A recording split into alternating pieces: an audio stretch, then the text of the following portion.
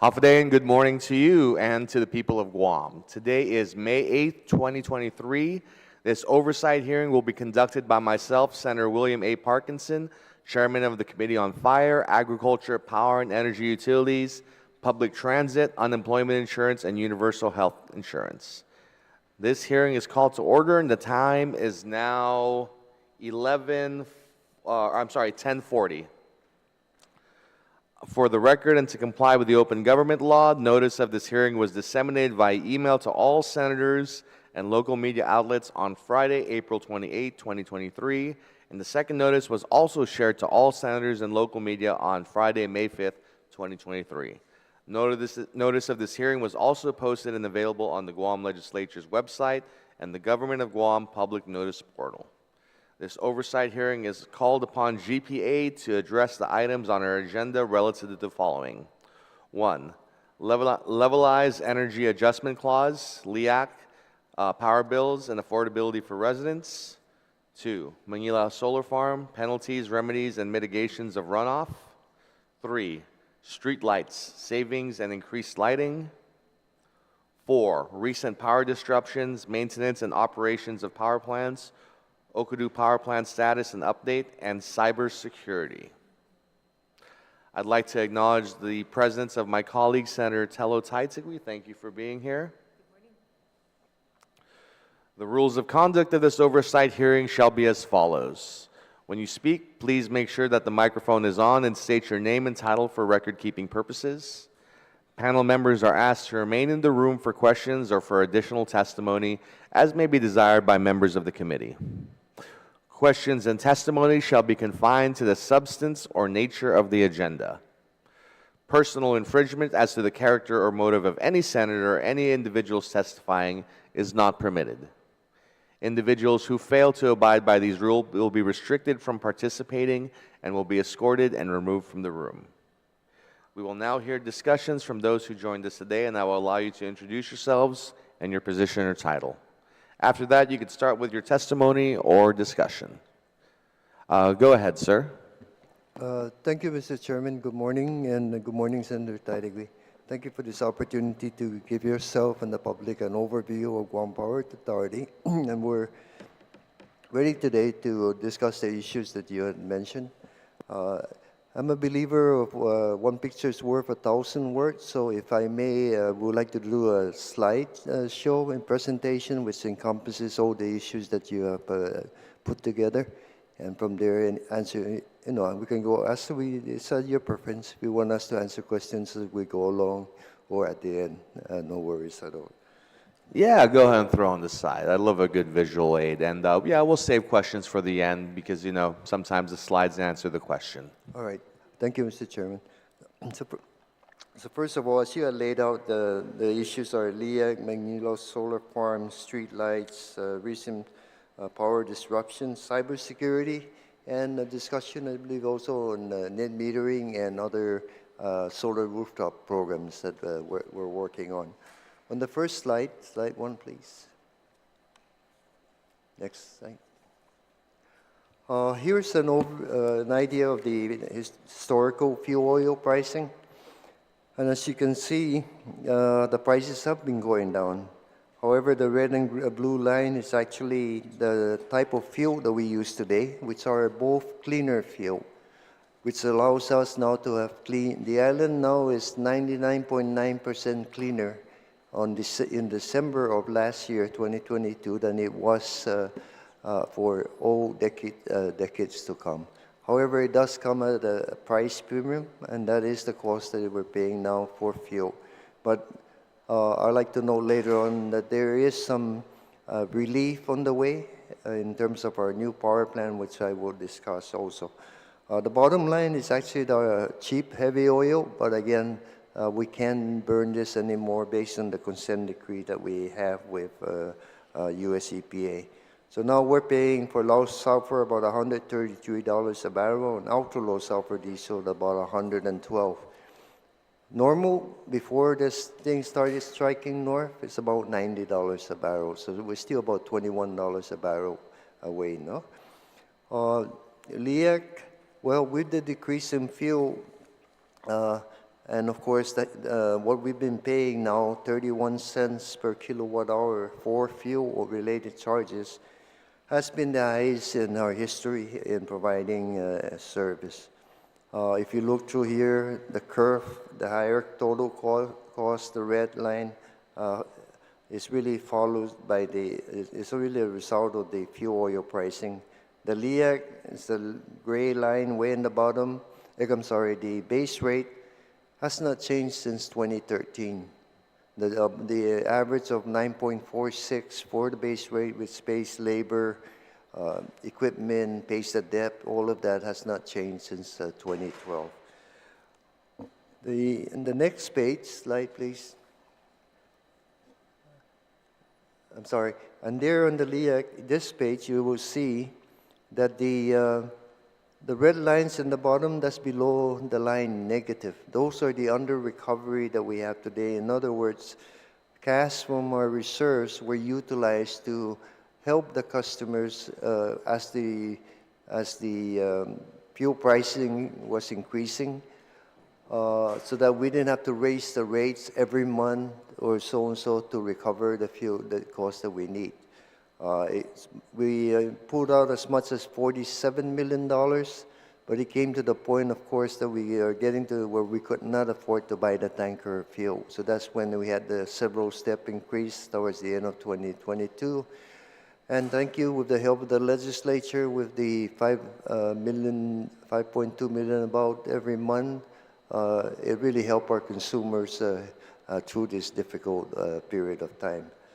So in the next page, we're happy to say that beginning June 1st, subject to the approval of the PUC, the CCU has approved a change in the LEAC from 31 cents to about 24.8 cents. That's about a 7 cents decrease, which means on the average residential customer of about 1,000 kilowatt hours, that's about a $70 a month decrease in their bill. And it's somewhere around, I'm sorry, my glasses are not the best in the world, but it's about a 17% decrease on the total bill. It was noted earlier that, okay, why couldn't we have done it in May? In May, the rate would have been 25.8, so we adjusted it lower for June. And the fact, of course, because they had to go public notices and everything for the PUC hearing, which now I believe is going to happen around June, first week of June. But fortunate for us, our first billing is around the latter part of the first week of June, so we can still implement this in the June time period. No? The next page, next slide. Again, the other programs there are noted. The $26 million that the legislature has already provided GPA to offset the ratepayers' bills. And I understand there's also a program that's being considered for another 5 months, that we would be there to testify. We also have homeowner assistance funds and emergency rental assistance that have been, we have assisted Department of Administration on to help the customers by encouraging them and facilitating the effort. We're also working with the Energy Office to try and work out a LEAC type of funding for low-income personnel. So again, we're trying to work with them to try and get more money for that fund, which right now is not too much at all, but eventually that will really help for the intended purpose. Next slide. The good news, Mr. Chairman, is that today you're at 31 cents per kilowatt hour. If we do we have recovered the under recovery, now we're looking at about 22 cents a kilowatt hour for the customer. However, when the new power plant comes on the line in 2024, now you're looking that the LEAC of 31 cents today really couldn't occur, and will go down to, at the same level of pricing of oil today, about 14.7 cents a kilowatt hour. That's more than a 50% drop on the oil pricing as a result of the efficiency of the new power plant, which I will show a little later on. Even when we put on the 2026 more renewables, which we do have out in bid, started bid in December, hopefully awarding before the end of the year, for about 180 megawatts of new utility scale renewables. With that rate, with some energy shifting batteries, even with that, it bring the rate to like around 14.1 cents. But more importantly, Mr. Chairman, we are utilizing utility scale farms to be the hedge against fuel oil prices. Because what happens now is when we contract for a power purchase agreement, the escalator is only 1 cent per kilowatt, 1% per year over the 25 years. So a case in point, the KEPCO contract that we have in Marble is about 8.5 cents a kilowatt hour. For the next 25 years, that will not go more than, it will be still less than 10 cents. So that's our hedge against the future. And that's a reduction in oil import of about 250,000 barrels a year. That means that's how much we're not going to be impacted by oil. Again, and if you go further to 2027, we are now going to be subject to the PUC approval, implementing the update for the natural gas study. And what that will do, again, is it will bring the 14.7 cents that you have today down as low as 11 cents a kilowatt hour. So again, this is all part of our plan for bringing affordable energy to the ratepayers, Mr. Chairman. Next. The Mangilao solar farm, penalties, remedies, and mitigation, of course, they had issues around the October of 2021. And that's a 60 megawatt plant owned actually and operated by KEPCO, and of which all we do is we purchase the energy that they provide to us. We purchase it at 8.5 cents a kilowatt hour. My understanding is, of course, that they have complied with Guam EPA and the Department of Public Works requirement, and subsequently, that's why they were able to issue them an occupancy permit, and this plan was commissioned in June of 2022. We are inquiring more about information about settlements or other things, Mr. Chair, but I don't have that today, and once I do, I will send it to your office. No? But again, that plan now, since June of last year, has been saving the ratepayers about $2.5 million to $3 million per month.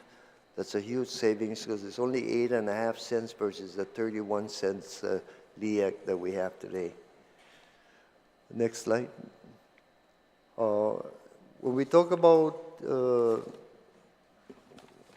okay, yeah. When we talk about streetlights, Mr. Chair, I've always wondered we needed to put more lights on the island, no? And so we had worked out where, of course, GPA was changing old high-pressure sodium, which is the yellow lights on the island, to the white lights. The white lights are LED, which consume less energy, therefore less fuel, therefore cost less. And so therefore, as a result of all of this, we have completed the change out, except maybe I would like to say 50 or 100 left out there, stragglers that we'll have to find. And as a result of that, we estimate that the DPW could add another 2,400 lights on the island, and they in fact have requested and are submitting their requests on a monthly basis. We have since the program began install over 1,033 new street lights in the villages, and there are about 100 in our office now because it takes the review, going out, surveys, and then we install. But as soon as we're getting them, we're installing. And we've given you an overview of where the lights are. A lot are also installed in Talafofo, Barrigada, Deredu, Jigo, and every village actually has been installed. So What we tell everyone now is that if they have a safety issue or even about need of a streetlights, they go to your mayor. The mayor submits that to DPW. DPW makes the request to us. We go to field check and install it as soon as possible. So right now, if you look at this, all of the 2,400, about 1,000 have been installed. About 1,000 have been installed, so there's still more room for more lights. We've asked that they establish a standard as to where all the lights should be installed. At a stop sign, every other light, bus stops, all of the different things, so we have a standard once and for all. However, in lack of that at this point, we have 36,000 poles on the island, so if we take a benchmark of one streetlight every other pole, that's how we came out with the number 18,000 today, no? Which hopefully can be refined, but then after we look at that, I could see already a major difference in what's happening out there. Next. The next item actually just gives you an idea of the cost reductions and the savings that occur. And if you look here, really, if you look at what the estimate was for 2022 and also compare that with the LEAC of FY 2019, where the LEAC is the same, there is at least a $3 streetlight savings to the streetlight budget, which therefore makes them able to add more. So what we're saying is really appropriating around the $5.4 million a year of money to DPW for streetlights will provide what you call it, it's a good budget for ensuring that they can pay the 18,000 streetlights that we are targeting at this point. The next item is power disruption. We've always noted, and again until the new power plant comes on, whenever you have two base load units, that would be either two cameras, two PD8 and 9, or one combination, one of each, we are in a matter of vulnerability, no? Until the new plan comes on. And so the issue there, if you look at what we try to do is at least inform our customers as early as possible, one. And two, whenever we have a schedule for the, we always put out a schedule out to the customers, and they're really at risk for 1 hour during that period. And the period of time is usually between 6 o'clock and 10 o'clock at night.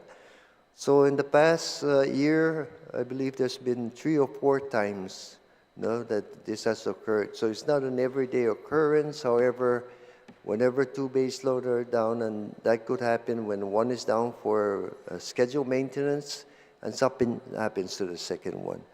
And then we move into action, inform our public, and again, we rotate these outages, and secondly, we try to religiously stay on the time frame so that at least customers know, okay, I'm going to go out to dinner, go see some friends, and then come back, and then their power will still on.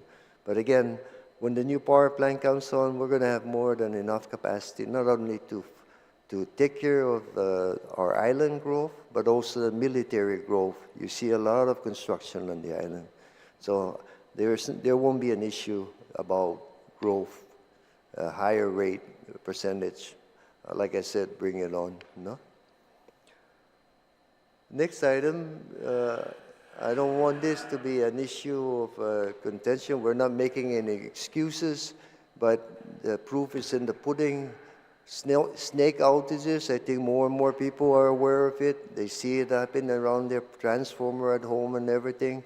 Over 200 some outages per year related to snake. So even the other day I talked to Anderson Air Force Base, and they said, you're all familiar with snake outages. Yeah, of course they are, because a lot of it are out there. But snakes are all over the place. We've actually have a grant where we're tagging every snake we've been, and the experts are reviewing it, the location, everything, to see if there's any way that we can mitigate this. So again, we're not doing, it's not an excuse, Mr. Chairman, but just to let you know that the team is working and the federal government, through effort of grants, are now recognizing the issue and trying to help us mitigate it. Oh, next slide. And I'll go through this quickly, Mr. Chairman. But if you look on the left side, there's so many parts of the power plant. It's not just put in the diesel, just press the button and know. So again, the construction is there. The next slide, you see that all those long transports that was made with the SMPT, they're standing now. They came from the port and got installed. And so those are heat recovery boilers. Those are boiler tubes to make steam, to run a steam turbine that will make the plant more efficient. Next slide, the gas turbines. These are the ones that are like the airplane gas turbines. They're all up there too. They've been installed in their foundation already, and it's moving along. The next slide, you're talking about treated water. Mr. Chairman, this is the first time that we're going to use wastewater. The Taki water that some say it is coming out at the Northern Wastewater Treatment Plant is treated for secondary and then is sent to us, and then we treat it again, and we're utilizing that for the cooling of the generator. Right now, if you recall, we have to bring water from the ocean, cool the generator, and then send it up, and they say, oh, that's hot water.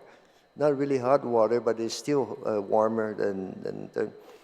So we won't have to do that anymore. Once we retire Cabras 1 and 2, GPA will not have any thermal discharge on the island. So not only are we going to have clean air, but no more thermal discharges on the island. So that's a huge plus for us. So this is going to use that wastewater. And today, we're using about 4 million gallons a month to generate power from the Cabras power plant. When that's retired, right after Okudu is constructed, that's 4 million that doesn't have to come out of the aquifer. And that would help save as a reserve for the use of our local community. The next thing is that the location up there, some may say, why in the middle of the island? Well, tsunamis becoming more and more an issue.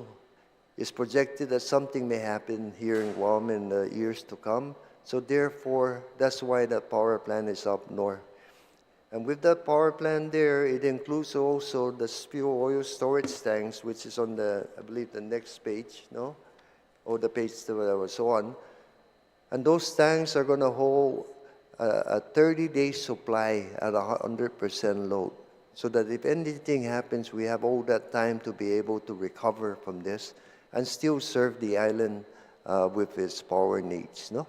So that's the key point as to that whole, the new power plant not only brings fuel savings, but also an infrastructure that allows us to continue operating in terms of catastrophe. No?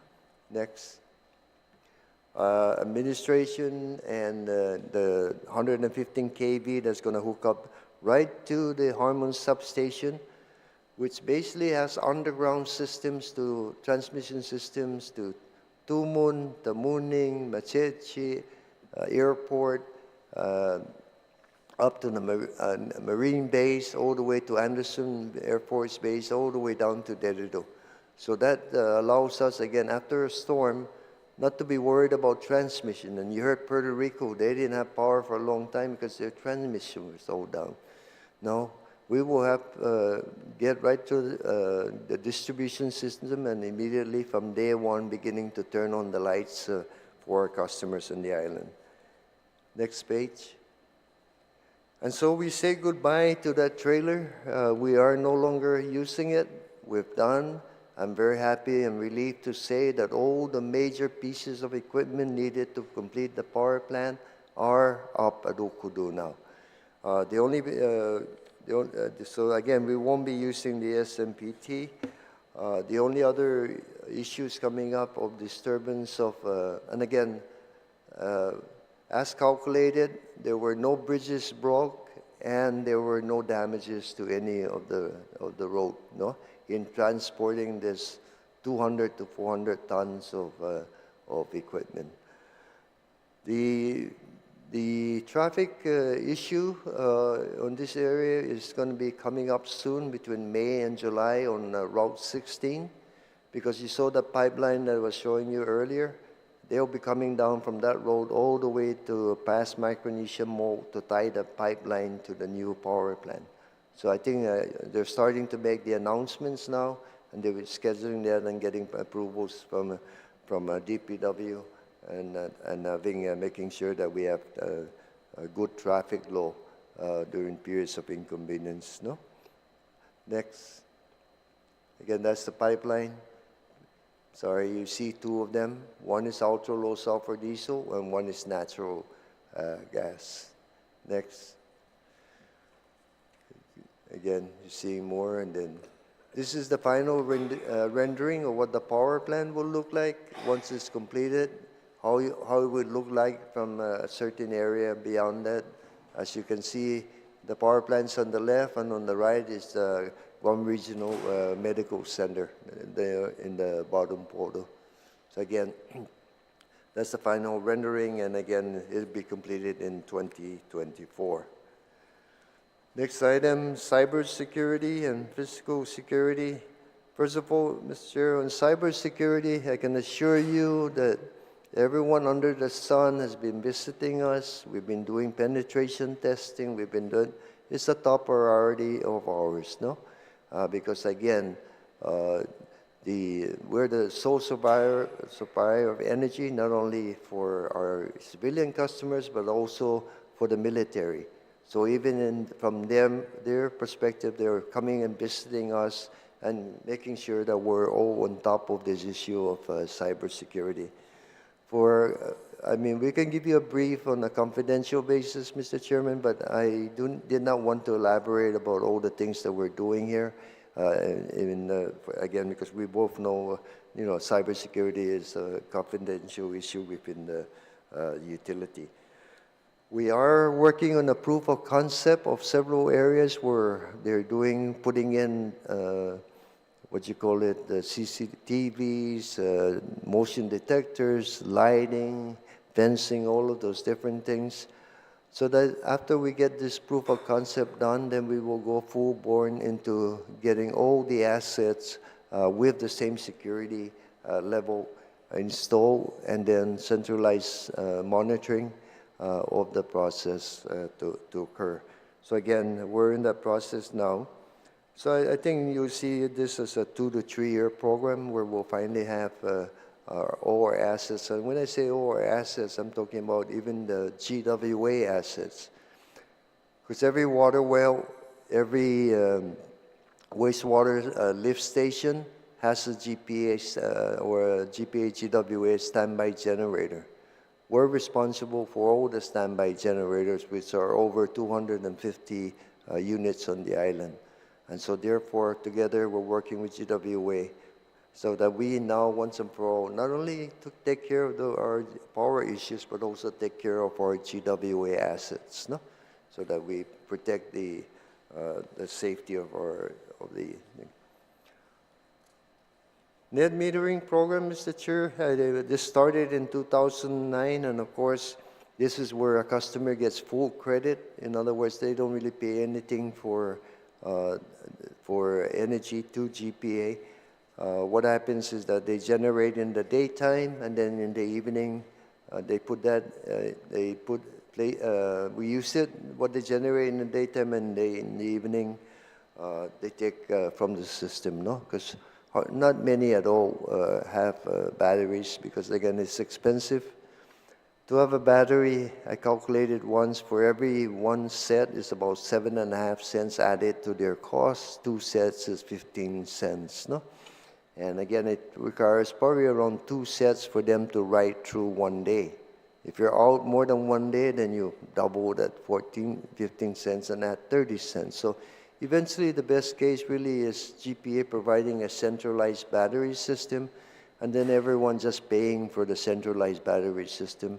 and then you're not dealing with thousands of batteries on the island, which we don't know yet. How is it going to be disposed of in 10, 20 years from now? No? So again, hopefully that will take traction at some point soon. And all that. Next page, you see we have today about 2,479 customers, generating about 31,842 kilowatts. Where are they? If you look at all the colors, they're all over the island. And on the bottom right, you see the history of how many are being put on every month. And as you can see also, we are having issues with circuits. Some in the circuits are too many in the circuits, more than what we probably should have approved. But again, we did a study, and this is what we're finding out. So we are monitoring this, and we'll be working to come out with a program to put some batteries in some of these systems so that we can improve the power quality of some of these circuits. But again, it's important to know that something has to change in the program. Not only is the cost, because right now, if you look at the next page, on the left top side, the net metering customers are actually saving 5.1 million a year. But when you say saving, they're saving them. In other words, they're not helping to pay. They're using the grid, but they're not paying anything at all to the grid. So that 5 million is what they would have been paying GPA had they not. No? So when you talk about DEP is about, if I remember correctly, 2 to 4 cents a kilowatt hour. So it's only the 50,000 instead of the 52,000 paying for the DEP. So there's some imbalance in costing that we have to address. And be it as it may, it's a program that was started initially, but I think it's time for a change, no, to make this happen.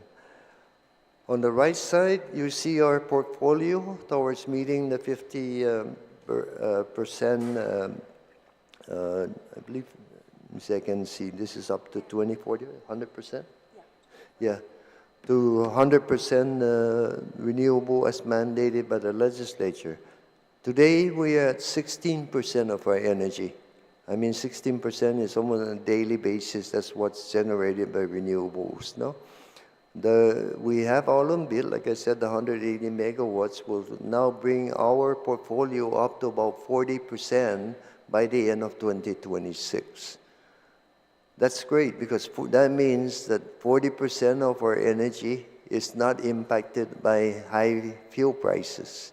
Then we're starting to get it down to a low, affordable level, and that's what I like to say, on a sustainable basis, meaning it's not just down today and then next month, it's flying off the ceiling. No, that is the program that we have today will accomplish in getting it to a sustainable basis.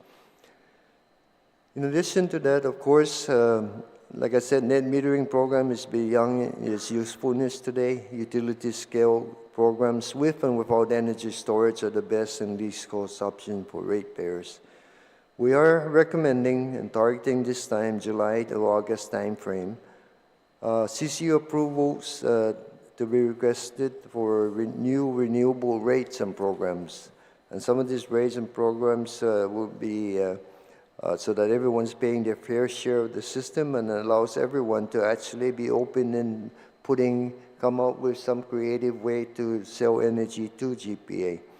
We're looking at virtual power plants, probably solar hosts, and other similar programs that utilities have implemented, but most importantly, we need to choose what is best for our island, understanding all the issues that we have today and all the costs, the factors that are in which we are familiar with, and see how do we, again, achieve our goal of clean, resilient, and reliable, affordable energy on a sustained basis. No? The last page, Mr. Chairman, and is our 2026 projected achievements.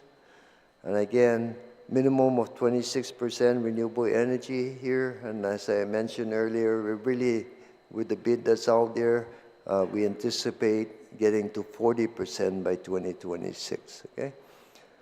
1.17 million barrels of oil imports less as a result of doing all of this by 2026. Today, we consume 2.7 million barrels. So that's really more than a 50% drop. That means only less than 50% of our cost is going to be impacted. So now we've hit, and again, we're making it affordable and sustainable because it's oil to jobs. For so long, this has been an issue where our economy is drained by fuel oil, $400 million a year. Imagine dropping it by one half, you're talking about another $150 million multiplying in the economy. And, you know, for whatever reason, right? So again, oil to jobs and less export of our hard-earned money and grants that we receive, no?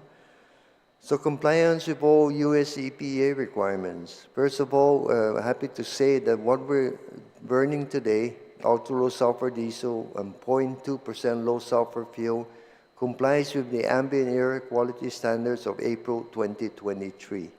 So therefore, we are compliant actually today. And so, and that's the reduction of the SO2 emissions. And I'm happy to say, you know, it's been in existence since 1955, when the first heavy oil came to Guam and started being burned at the PD power plant, PD 1, 2, and 3. So again, it was time, it saved us money. However, the change has to be made, and we have made the change. 1 million less gallon, less wastewater outflow going out to the outflow. Again, that's good for our environment. And most importantly, and last but not least, of course, we're looking at if at $120 a barrel, it's about 14 cents. At $100 a barrel, ultra-low sulfur diesel, you're looking at LEAC at about 11 cents. No? So 11 plus the 9, you're within the 20 cents a kilowatt hour. So if we can get it, stay within the range of plus or minus a few cents and 20, I think that's an area of affordability. And how do I know that, Mr. Chair? Because when it is down at 20 cents a kilowatt, everyone loves me. Everywhere I go, people say, wow, John, that's good. The price is good, you know? So we want to bring it lower, but, you know, it's best to listen to our ratepayers. And that's what, and again, our target is to make that happen. And in all sincerity, it will happen. And, you know, you're seeing the progress on the moving on the island.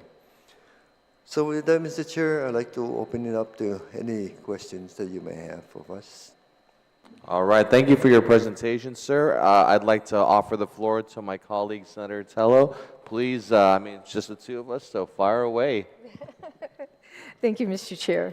And I greatly appreciate you having this oversight hearing with the GPA, a very, very vital and important role that they play for our community, keeping us safe and, you know, powering up our hospital as well as everything. I'm glad you brought these particular subject matters, especially cybersecurity, which is something that I've been researching and working with. And so with cybersecurity, there's probably going to be, hopefully the letter to the editor, I brought out some ideas on cybersecurity, but as we saw Docomo, you know, very apparent that they got hit by hackers there.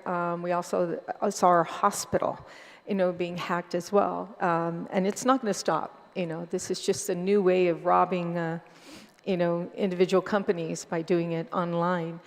However, the Office of Technology, you know, the government of Guam, I visited them many times, and they are just very well, you know, stacked with software and spyware and every kind of ware you can think of, where it constantly checks for any threat, like within every 5 minutes, you know, and it's really a good setup. Unfortunately, they only do a few line agencies that they oversee. Now they're bringing them to GMH to help them out from trying to recover from the hacking that happened there.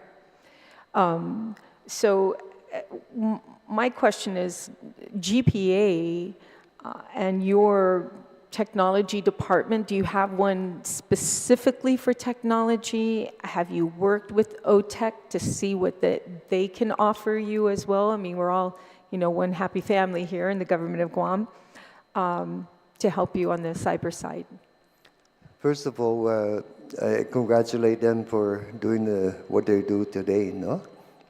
But let me assure you that we have one of the best technology people on the island leading our team, no? And when I say our team, I'm talking about power and water together doing this.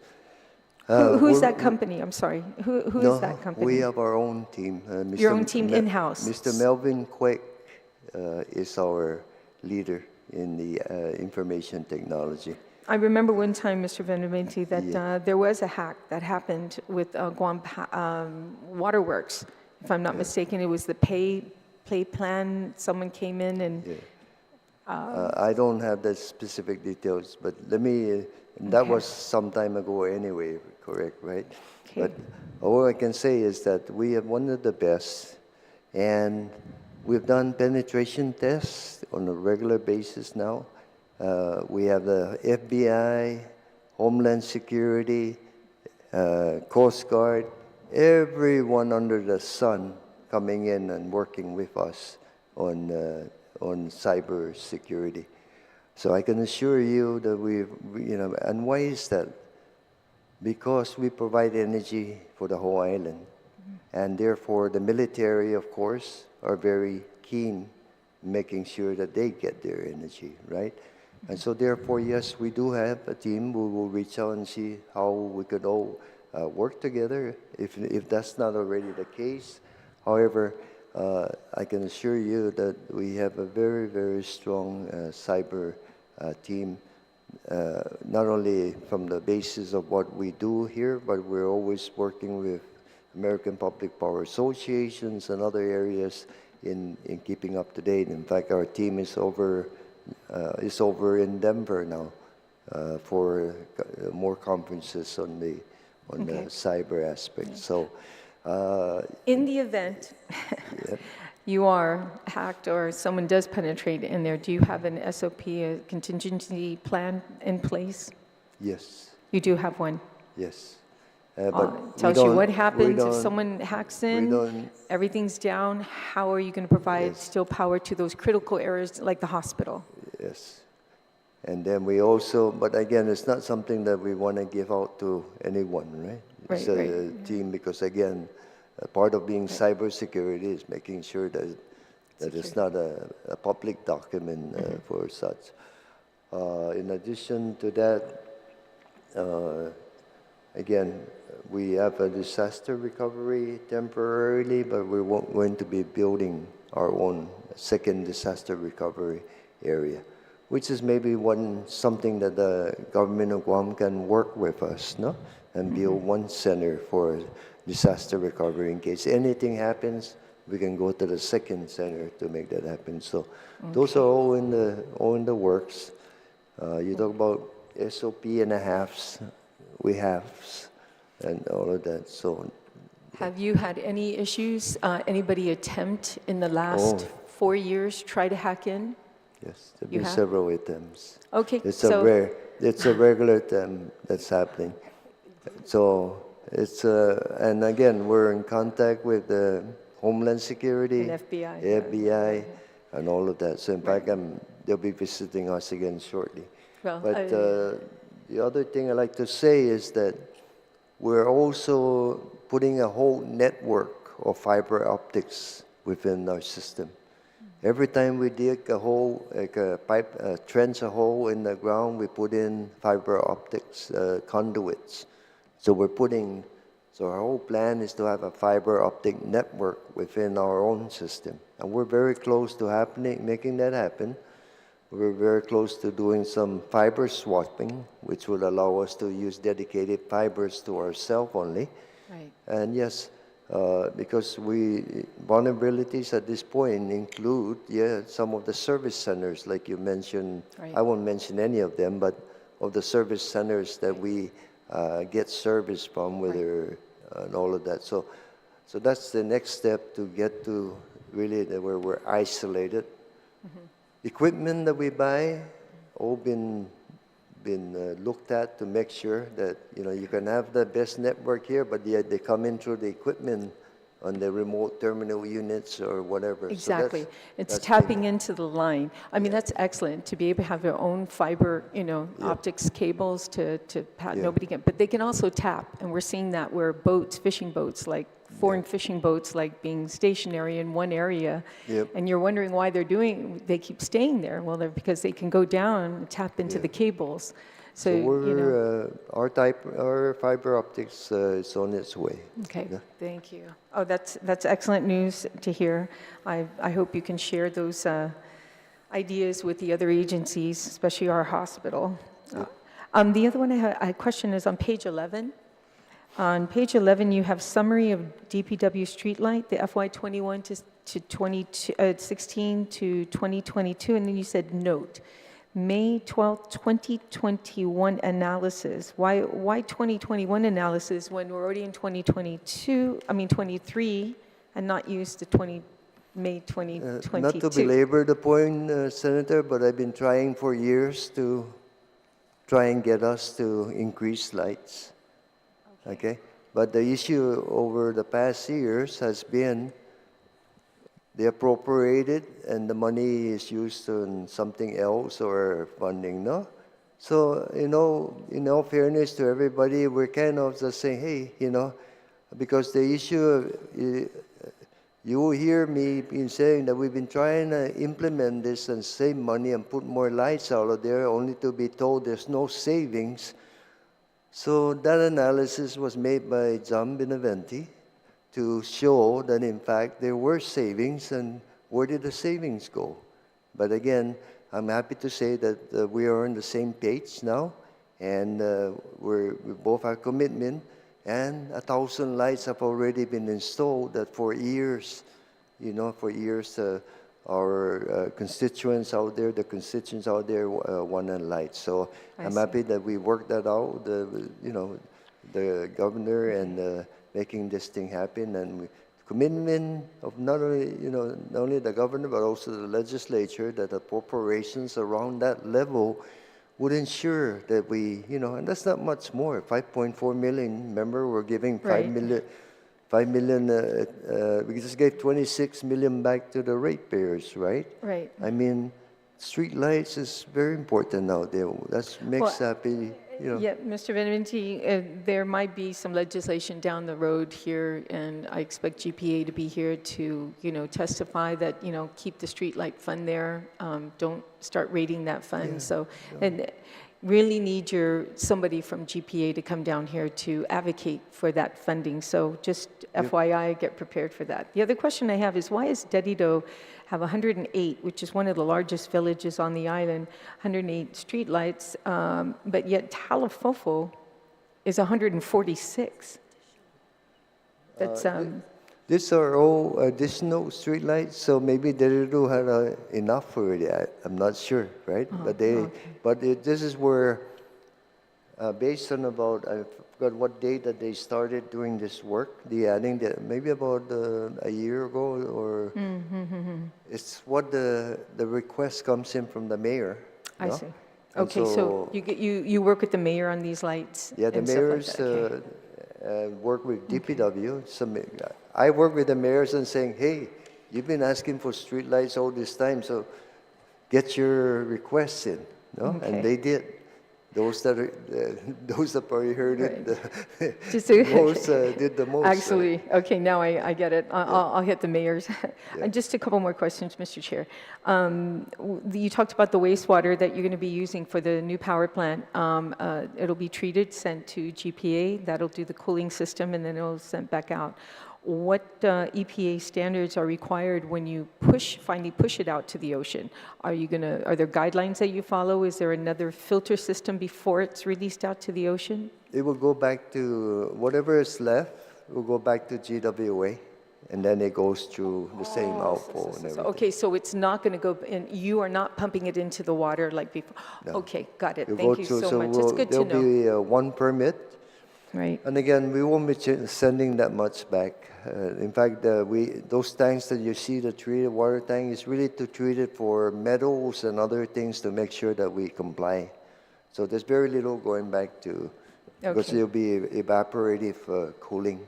Yeah, and then if it is going back to GW, the Guam Waste, sending it back out, then they have these filters and they're going to have to comply to whatever, because whatever cools down any kind of, so that when the water gets there and it cools down, there may be some type of contaminants still, that generates from this cool down and then goes back to GWA, right? Guam Water Solid Waste?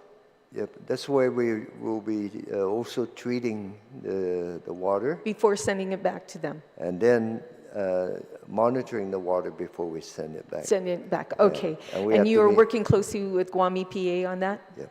Okay, so we would see a report later on. Guam EPA and GWA. And and GWA, GPA. okay, so we'll Because see then reports you're from going them. to go back to the same outflow and out from there, no? And when they say heated water, it's 1.5 degrees is what is the change in the water at Cabras now. 1.5, and then it just dilutes, right? But even that, it's not going to be there anymore. So I just want to make sure when people say heated water, it's not the same. It's not even hot like what you used to shower or whatever. It's not even that temperature. Hey, our water in Guam is already like bathtub Our water. power is already 83 degrees, know. no? So it goes out and mixes and becomes 83.2 or 0.1. I think our tourists come here just because our waters are so, nice You're- and you're like correct. bathtub water to swim in. The Attorney General, when you talk about the Manila Solar Farm, I know you didn't have that information. Can you please include into the report the Attorney General's findings as well as the Contractors Licensing Board? Because I think these two areas are very important. I know you mentioned you're going to be looking at get more information. What page was that on the mitigation of the? Yeah, I just would like to know that really for the record, other than buying power from KEPCO, that's Right. their issue, right? Yeah, But but I will, still, all you of- shouldn't be doing yeah. business with people who are breaking the law. Yeah. But all of courtesy, Right. I will ask them and get whatever I can, including whatever. So again, I just need a little bit time Okay. to get that.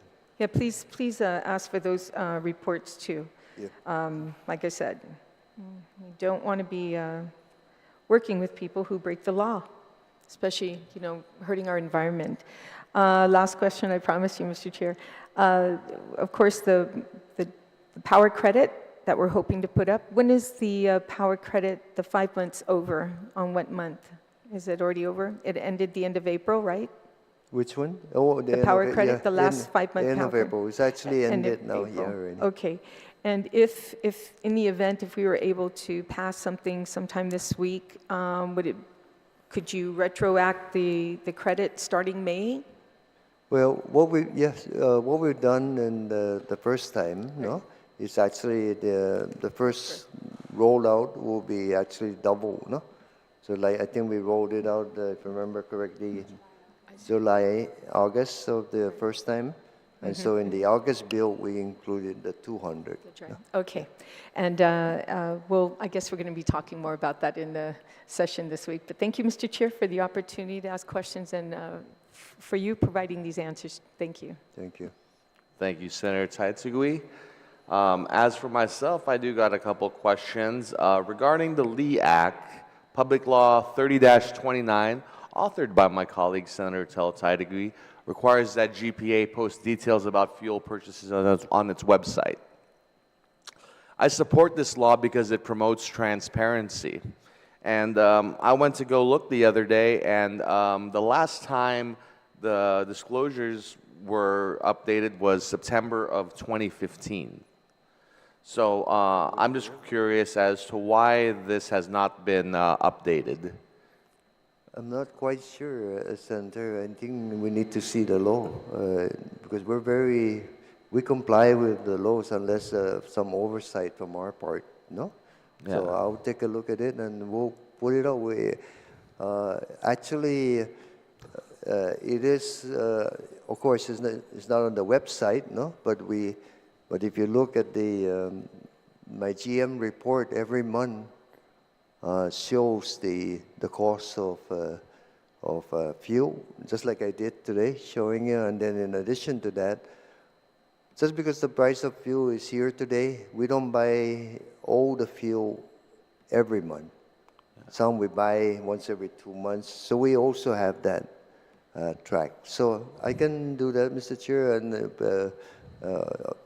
I'm sorry if it's an oversight, but I need to see what that law is. No? Sure, no We'll problem. Like, correct so it. just to be clear for the public, you have been updating the LEAC and filing all the disclosures. There just may be an issue with it getting up to the website on That's GPA. correct. But it's on a regular basis. We do that even with the PUC, everyone. No? Yeah. But I will make sure that we comply.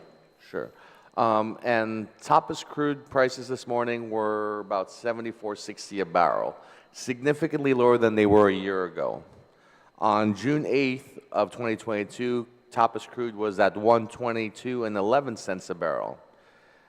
Yet we continue to see a prolonged period of high LEAC costs. Why does the LEAC continue to be so high? If you look at the graph that I showed you, there's four. Can we put that graph back up? There's four. Back somewhere. One more. There you go. You see the red and the black? That's the fuel that we used to burn for RFO. The blue one now is the 0.2% sulfur, much more expensive to comply with the US EPA regulation. No? The green there, that's the same fuel that we're using for the other power plants. And if you look, the green is not yet close even to the January. It's still about $20 a barrel more than what it was in about maybe 16 months ago. So yeah, it's come down. The ultra-low sulfur diesel has come down. But it's not there where we were burning $90 to $100 a barrel over a year ago. It's still at $120 a barrel. No? So as it comes down more, and again, we're using in our LEAC projection for the rate with PUC, they have a protocol which uses by Morgan Stanley a forward projection for the next 6 months. So in lack of anything else, and that's something that we have both adopted, no? We use that to project what the next 6 months will be. And based on that, we set the rates on that. So hopefully that's true, and if it comes down more, then we can send it back. And if it comes down, it goes higher, hopefully not too much higher. So what we have done, instead of coming in for our interim rate adjustment, we wait until the February timeframe, because the way we project it today is we'll be we'll be revenue neutral by January 31st next year.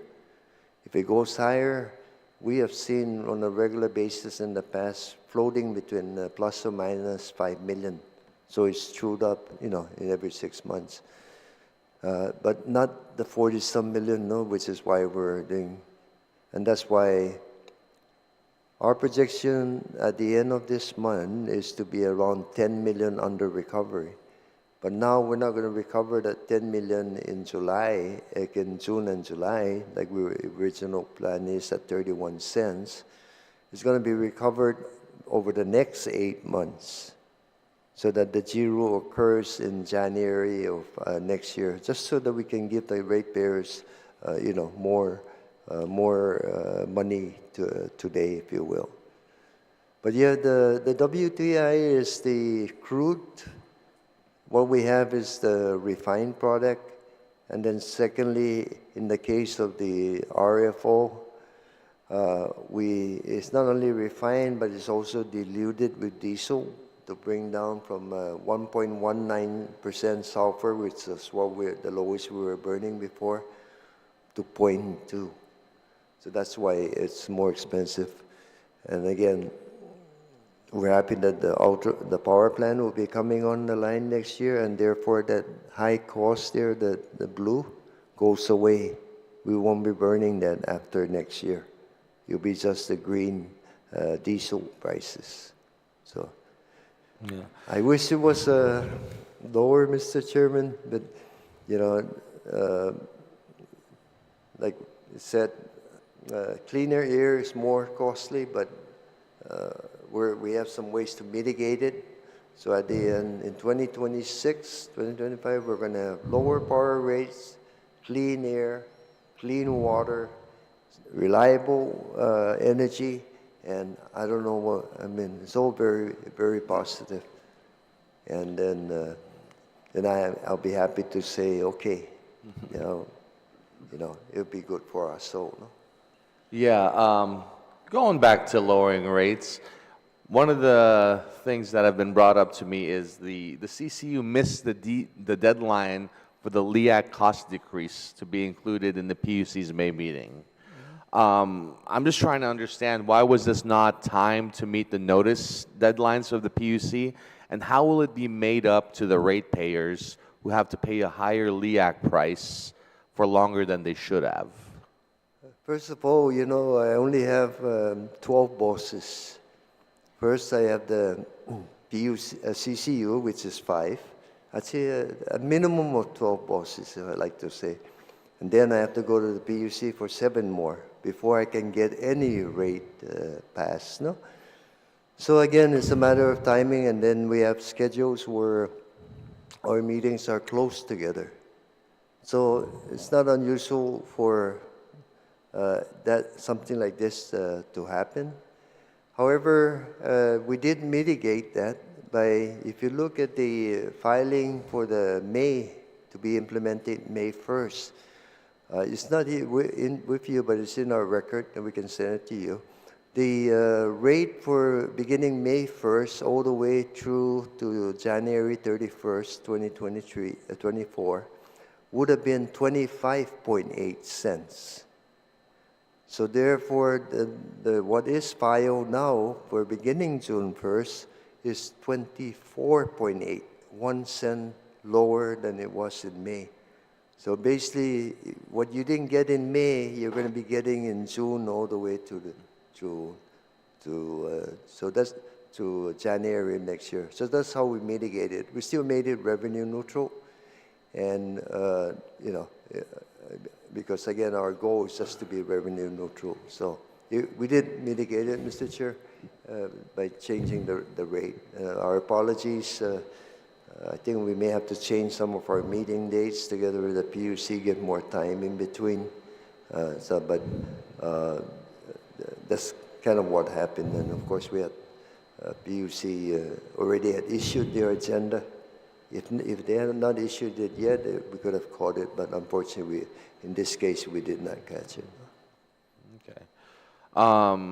So from what I'm understanding, the LEAC rates have been so high because you've been trying to recover the under-recovery of the LEAC from the pandemic. Do I understand that correctly? That's correct. We were under-recovered by 47, as much as 47 million. And so therefore, what we're doing now, that's a revenue neutral. And what happens is that money comes from our capital investment, generation, and also our self-insurance fund reserves and all of that.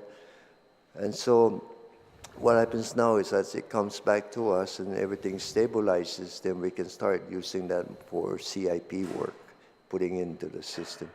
And also, I like to say that we're happy that we had $47 million in the bank that we can help our rate players to. And as the rates go lower, we refuel the bank, then we're ready for another day, no? And hopefully it doesn't come again. But so that's the beauty of what has happened there. And again, we have our working capital reserve, and then we have 20 million being built up again to be in reserve for in the event of a typhoon or any major disaster. We have 20 million in the bank reserved for just that purpose. Okay. And last question on the LEAC Act. I know Public Law 30-29 requires that you properly update the websites and whatnot. Is there any potential exposure or problems with the LEAC Act raises if the website has not been updated properly? Because I just want to make sure that doesn't, bite you guys. Might be going to the wrong. Huh? This is a red line, so it's already at 2022. So it might be going to the wrong website. Because we updated the new website. Yeah, we have a new website. I'm not sure that, but according to our CFO, it's being updated, Mr. Chairman. Okay. We'll double check whether, but yeah, it's being updated. All right. Thank you, sir. And I guess we could move on to the next topic of power disruptions. So one of the things that, at least triggered this oversight meeting for me is ratepayers have been paying very high LEAC rates. And, if we're going to pay these record high rates, the least we could expect is a little bit of consistency in the service. So, what's going on with Cabris 1 and 2 and the PD power plants at 8 and 9? Is this what's leading to this problem with reliability of service? First of all, Mr. Chairman, good questions. Cabris 1 and 2 are 48 years old now. They're also slated for retirement because of, again, they cannot comply with the new standard, no? And not at anything, not at a cheap rate. And so therefore, based on that itself, it's difficult to get parts, help, and we can just go in and change there's thousands of boiler tubes in there. So we change, even throughout period of time, periodically, different levels of boiler tube. I don't know whether, not many people has been down to the power plant to see how complicated it is. It's not like a diesel engine, you go in, you have cylinder, this thing has got all kinds of equipment all over the place. So, no, it's not an easy task. So Cabris 1 and 2, we're doing our best to try and keep it going. 8 and 9, they've been doing good. They've been meeting they've generated about 85% of the 85% capacity factor minimum, close to 90. So that's very good for a power plant. But they do have to have maintenance period. And sometimes because of Cabris 1 and 2 down, we have to delay them for a month or two until we can get the unit. Otherwise, we're load shedding right away. So things like that. Who operates Cabris 1 and 2 in the PD power plants 8 and 9? PD 8 and 9 is operated and maintained by MEC, Marianas Energy Corporation, who's been there for 25 years, no? And they're the most efficient in the system, saving us. Cabris 1 and 2 is operated and maintained by GPA, and we have a PMC helping us in that scenario. But again, the difference also is Cabris 1 and 2 is 48 years old, and PD 8 and 9 is about 25, no? Even that is still getting up there already, right? So we don't have, other than the what you call Jigo diesels, which was leased to own, we just put it in 2015. All our other machines were put in since 93 is the youngest one. The combustion turbines that are all out there are already now 30 years old, which are going to be around for longer because we're going to put money into them after we get Okudu on the line. So the base load, our new base load now will provide us reliability and all of that.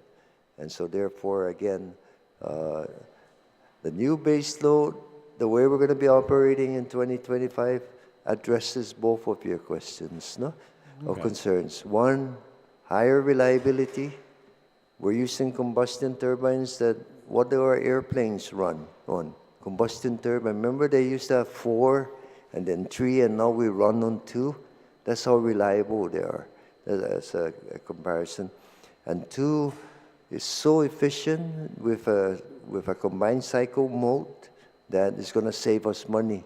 So the LEAC will go down and the reliability will go up. So hang with us, please, another year, and we're going to get there. No? During a CCU meeting a few months ago, there were questions about the legality of the extension of the contract for the operations of the PD power plants 8 and 9. CCU Board Chair Joey Dueñas said that the contract was for build, operate, transfer, not build, operate, transfer, and operate some more. Can you describe the issues that arose and how GPA came to the conclusion to not put this contract out for bid and instead single source the contract to the current operator? First of all, the contract allows for extensions. Allows for extensions not necessarily of the entire thing, but also for portions of it. In this case, the biggest thing that was taken out of the contract is the payment of the capacity fee. Capacity fee is like the mortgage. But this is the second extension, is it not, that they're walking up to? Yeah, I'm not. So then the operation and maintenance of the activity was actually approved 5 years ago, no? And 5 years ago, let's look at the conditions that was there. 5 years ago, the plan was for have Okudu on the line by October 2022. 5 years ago, we didn't have over the 5 years we've had pandemic, we delayed a lot of issues, no, within the scenario.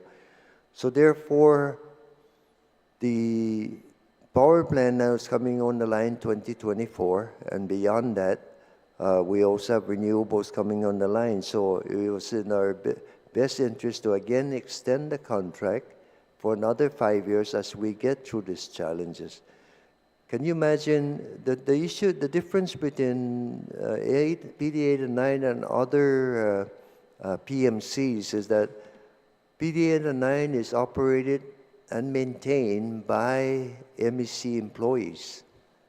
Campus 1 and 2 is operated and maintained by GPA employees and with the help of a PMC. So therefore, operations is key, but we don't have anyone now that could operate that plan, and you don't just bring in people and operate it overnight. Remember Cabers 3 and 4 that had the explosion? That's a slow-speed diesel. So to go out and try and get another group of people to operate the plan, and maybe for 3 to 5 years, and have that risk of, one more thing, the conversion from diesel to RF4 just occurred in July of last year. So there's still a warranty period, plus also experience in burning in an RF4 plant diesel, which is more volatile. So there's so many inherent risks of trying to get anyone to come in, if in fact we could get anyone to come in to run that plant. So that's why, and there was other legal opinions that came in, no? That said, yes, it is allowed within the contract. And I'm happy to say that everyone, the CCU, entirely voted 5-0 for the extension. Went to the PUC. As noted, the PUC administrative law judge recommended also to the PUC, and the PUC approved it also, I believe unanimously at that. So they both, that was clarified, Mr. Chair, and the contract was authorized by both CCU and PUC. Is there any plans in place to operate this in-house, or is the intent to just contract this out to the same company till this plant goes down? Well, right now is the approval is for up to 2029. No, we're going to have generators, much more capacity, right? The good news is that PD8 and 9 is still efficient, and we've spent 14 million on the plan to convert it to ultra-low sulfur diesel. So yes, for the next round, I think we could go out now for a bid, no, and then give a chance to see if there's anybody else that could operate it. And again, understanding that we put over 100 million in the plan, and we want to make sure that it's still available beyond that. But but then the risk now is mitigated because the new plan is on, all the others then. But can you imagine the scenario where looking at everyone talking about paying higher rates, but then the reliability of service down, and then me mentioning that when I have 2 base load units down, we're into load shedding, and then Cabras 1 and 2 already inevitably going to have some reliability issues, and then I put PD 8 and 9 into the hands of people I don't really know about run, and something else happens. So after they've been running, so reliability. That's the type of risk that I didn't recommend that we take, Mr. Chair, Chairman. And again, the pricing is reasonable, and once the power plant comes down, even the cost of PD 8 and 9 will go down from the 12 million a year now to somewhere around 8, because it's not going to be operating as much as before. But at least we're past all these challenges at that point in time. Your legal counsel opined at the time that sourcing of this contract was legal. Yeah. Was your legal counsel a deputized assistant attorney general at the time? He did get the SAG designation, and it had not been revoked for my best of knowledge. In addition to that, the MEC did offer their lawyers what you call legal opinion from attorney Anita Arreola, and then beyond that, the ALJ also say it's legal. Okay, have you since that time confirmed with the Attorney General or anyone from his office as to the legality of this sole source contract? Well, this is not a new contract that's going on. This is just an existing contract, which is a modification or an extension of it. So I don't think that applies on the. I'm not an attorney. I'm a C attorney. No? Yeah. Mr. Chair, with all due respect. Okay, so this hasn't gone through the Attorney General's office at all, this sole source contract? Yeah. Okay. And I guess power disruptions have caused appliances, air conditioning systems, and other electronics in people's homes and business to malfunction and break down. Chapter 12, Guam Code Annotated, Chapter 12, Guam Code Annotated, Chapter 8, Section 8120 states, the Guam Power Authority shall be liable for damages caused to electrical appliances and devices when such damage is proximately caused by power surges, voltage fluctuations, or frequency fluctuations in the power supplied by the authority to a consumer, and when such damage is not a result of any negligence on the part of the consumer and is not a result of an otherwise defective appliance or electrical device. So I guess my question is, how often do you compensate people under this section of the law? I don't have the total number. We can provide that to you, Mr. Chair, but we do, this is what we do have. In fact, it's on the website where people can file for damage claims, no?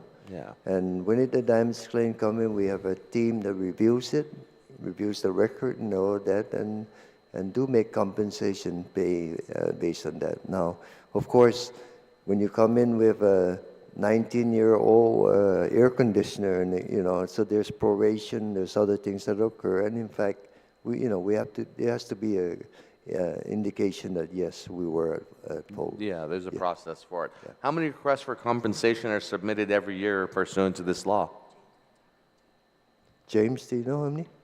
Yeah, Chairman, this is James Borja. I'm a Utility Services Administrator for Customer Service. I can provide those numbers for you to count for the last couple of years. But generally, every month we receive a handful, maybe several at the most. But of course, it goes before the committee, which includes engineers, our Power System Control Center. And then from there, we evaluate if indeed it was due to the electricity provided that may have caused the damage. How much money has GPA set aside each year to comply with this law? Currently at 11 million. Okay. And and is that typically what you would pay out on average, or is that just what you set aside? You know, it's just budgeted, but no, that's not what we pay out. Okay, and I would like to get that number on what you guys pay out on the yearly, just for reference, whenever you guys can get that accumulated. Sure. And then let's talk about cybersecurity a little bit. So, you know, in all my time going through the security briefings and whatnot, I've been told that under no uncertain terms that, you know, we are constantly under attack by cybersecurity threats, and that we need to harden our infrastructures and to be prepared for that. And among our most critical infrastructure is our power grid. Now, I've spoken to quite a few folks with GPA, and I'm heartened by the precautions you have already put into place and recognize that GPA has been leading the way in cyber and physical security of key infrastructure. So fantastic job there. But I do have to ask, in light of, you know, the GMH had a cybersecurity breach recently, and I guess, what plans does GPA have in place to prevent a similar incident that might not necessarily be done digitally, but more physically? Do you have any protocols in place to prevent something like what happened at GMH from happening here? I believe, Senator, Mr. Chairman, our team looked at that and would not have seen that that would not happen at GPA. And again, in all fairness, you can compare what we have really with what GMH has had, no? I mean, we all understand that GMH not only has those issues, has electrical issues and everything like that, no, that we've been helping them with. Case in point, you know, the panels and all of that, we are on a regular basis working with them to ensure that the panels, and I'm happy to say that the MOU we signed recently with GMH allows for every quarter our supervisor and their supervisor to walk through GMH electrical facilities and see if there's anything that needs to be repaired or things like that that is important. So we are helping with them in that respect. But in terms of cyber, it's just, yeah. Okay. Senator, that's a great, excuse me, great question. One of the things that we do utilize is ACS, or access control badges. So areas where employees, where we have sensitive information or sensitive areas, are limited. They're restricted to certain employees based on the need to actually be there. So we do have things that are set. Employees, from what we understand from the GMH breach, and we don't have all the information, we understand that an employee was allowed to use a credit card, right?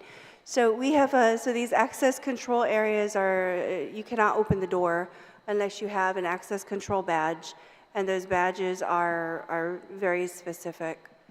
So you do have to do that, and then of course on our systems, you do have to log in, and you have to, and it's individual logins, and it's based on what you need, based on your role. All right, thank you for that. And I did have some questions about the Mangilao solar farm, but as you said, you have a purchase power agreement with KEPCO on that, so you just buy the power, right? All the maintenance, that's them. Okay, so my questions would be more towards them. So we want to talk about the Mangilao solar farm. And I would just like to echo what my colleague, Senator Taidigui, said regarding the streetlights. You know, when the time comes for the budget hearing, I would definitely like to hear from GPA on that to help defend that streetlight fund, because from what I understand, people are coming for it. So let's try to defend that streetlight fund, because I see the work you're doing. After our conversation, you had mentioned that we have roughly around 1 street light for every 2 street lights, about 50% coverage. And the other night I was driving down the road and I was actually counting like, wow, we really do have it every other street light for the most part. So fantastic job. Let's see what we can do to expand that coverage a little bit, and please come in for those budget hearings to help defend that. And with that, if there are no further questions or comments, this concludes our discussion on this oversight hearing. Thank you for your participation, and this oversight hearing on GPA is adjourned, and now the time is 12:04.